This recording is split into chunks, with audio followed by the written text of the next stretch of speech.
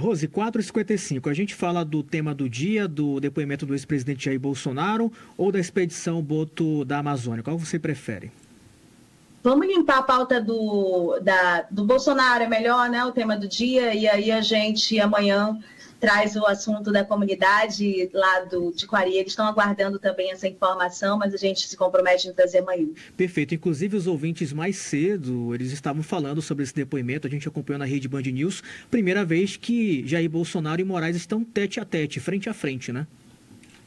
Exatamente. Isso me lembrou muito, Ricardo, o depoimento do ex-presidente Lula ao ex-juiz Sérgio Moro, porque houve uma repercussão muito grande naquele momento que os dois sentam tete a tete, devido às circunstâncias todas que foram criadas pelo caso daquele momento e agora o caso desse momento que está sendo também debatido no âmbito político, no âmbito judiciário e também com efeito eleitoral.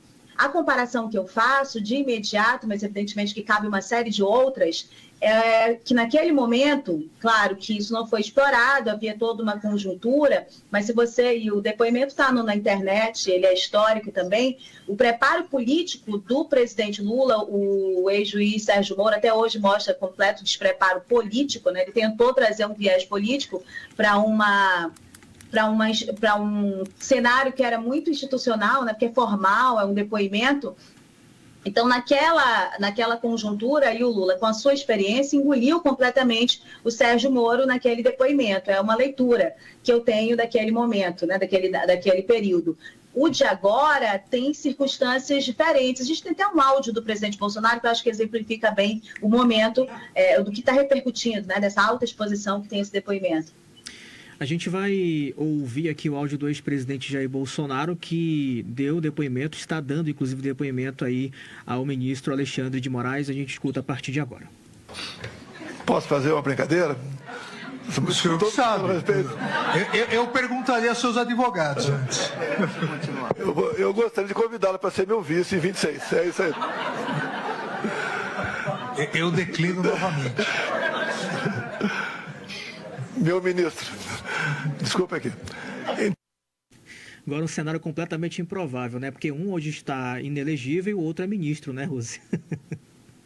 Então, e aí o presidente Bolsonaro, que nesse momento é um depoente, é também réu numa investigação seríssima, né, em relação a uma tentativa de golpe de Estado, traz essa informalidade dele. Que você que está me ouvindo, você também, Ricardo, e eu própria, assim, gostando ou não, simpatizando ou não, achando ou não adequado para o ambiente, você percebe que o ex-presidente Bolsonaro tem o seu carisma, porque a bolha, o grupo que gosta, as pessoas que gostam muito do presidente, estão se divertindo, consumindo isso como um entretenimento e aumentando entre eles a empatia. É impressionante, né? É a característica do ex-presidente Bolsonaro e uma característica que já ele usava bem também no momento que era presidente, é a coisa de quebrar a institucionalidade, a formalidade daquele momento.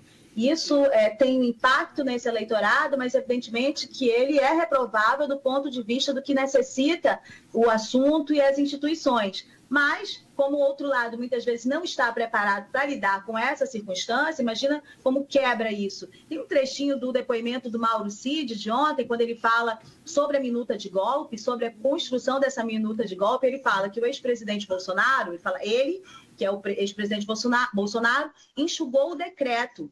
E aí ele fala isso olhando para o ministro Alexandre de Moraes e fala, retirando as autoridades das prisões, só o senhor, ministro Alexandre de Moraes, ficaria preso. Você imagina, né, essas circunstâncias todas nesse contexto de depoimento. Mas muitas vezes a retórica, a narrativa, a forma de falar, tentando impor uma brincadeira, algo cômico nessa questão que é extremamente grave e importante que o país encare, né, porque é um histórico no país de golpes e é um histórico também de impunidade em relação a esses golpes. O que acontece, e tentativas de golpe, O que acontece é que esse tratamento também é uma estratégia jurídica, de comunicação e também eleitoral, de tentar minimizar os atos, dizer que não era exatamente aquilo, quando, na verdade, os próprios atores, as instituições todas, elas acabam dando a conotação do quão grave era isso. A gente fez um exclusivo ouvindo especialistas na área de direito e também nessa análise política, tá? Lá no YouTube da Band News.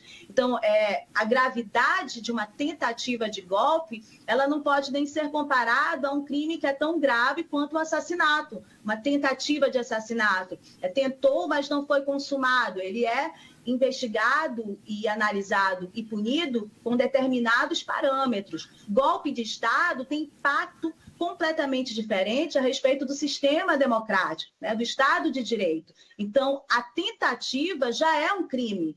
E é isso que eles tentam minimizar com toda essa retórica. Eu gostei bastante ali de uma análise, só para finalizar, que foi feita pela Dora Kramer, tá publicada na Folha de São Paulo. Ela fala uma rotina de disfarçatez, que é uma frase que um ex-ministro, Marco Aurélio, do STF, ele usa para explicar o que aconteceu no período do Mensalão, quando todas aquelas pessoas, com aquelas fartas provas, tentavam minimizar suas atitudes, suas condutas corruptas, né, em relação a essas questões. Então, essas falas todas, essas brincadeiras, essa tentativa de minimizar a gravidade do que aconteceu, isso também se aplica na leitura da Dora Kramer, e acho que muito bem aplicada, com uma rotina de disfarçatez, né, tentando ali colocar um viés de brincadeira, de questões que são menos danosas, para uma gravidade de pessoas que representavam instituições como a Presidência da República, né, a força militar do país, tratando sobre as alternativas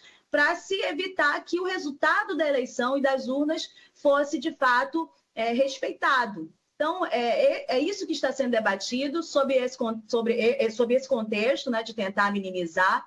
E, claro, se a gente não encarar as questões pelo ângulo que elas merecem ser encaradas, nós seremos, mais uma vez, engolidos. Acho que o Brasil passa por um processo importante de fortalecimento democrático das instituições, mas um processo que ele acontece em paralelo, com uma força muito grande de tentar diminuir a democracia e diminuir também a força dessas instituições.